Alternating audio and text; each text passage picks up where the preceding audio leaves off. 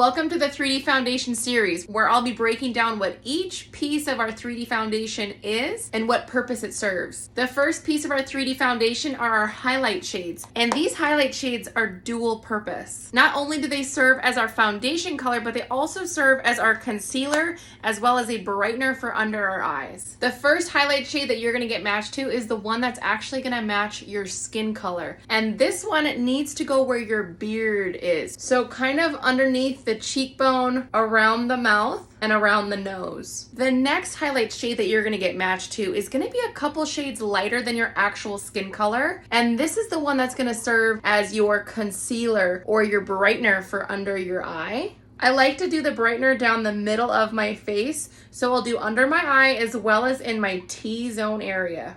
I know what you're thinking. You're thinking, Sarah, you've missed some spots. And that's okay. It's because we're going to be going to the next step of our 3D foundation. Next step in our 3D foundation is our contour shade. And this shade is going to be a darker, cooler brown. It is not going to be warm. It's supposed to be cool to sculpt your face. When it comes to contouring your face, this part really is dependent on what your face shape is, as well as what you are hoping to get out of contouring. But a good rule of thumb is to make a 3 on the side of your face. And as you can see, this side is already going to be getting a little bit more dimension in my cheekbones and my hairline and my jaw. I know a lot of people contour with a bronzer, but the issue with that is bronzers are usually more of a warm tone and they aren't meant to sculpt the face, they are meant to warm up the face. And there is a difference. Contouring is all about using a cool tone to sculpt the face to make it look and appear slimmer and enhance what we already have. After our contour has been applied, it's time to add a little bit of color to our cheeks and our lips. And these are called lip and cheeks because they dual as your lip and your cheek color, so blush and lip color. When it comes to blush placement, that is totally up to you and your face shape again, but I've been preferring to put it right above my contour, kind of where my eye begins and up into the temple area. Now, because these dual as lip and cheek colors, I can use this same color on my lips.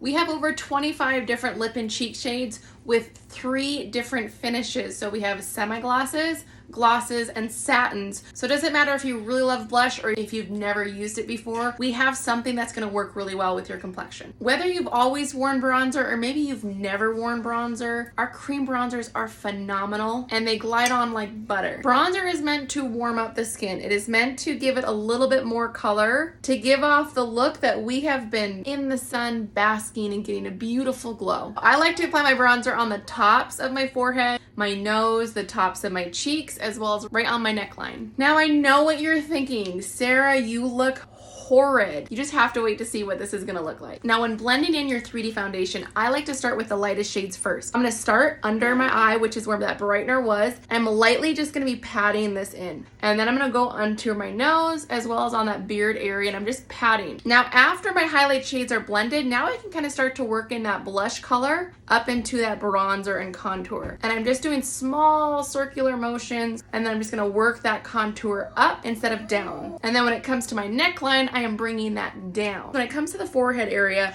I always like to lift up my hair and make sure I blend that up into the hairline.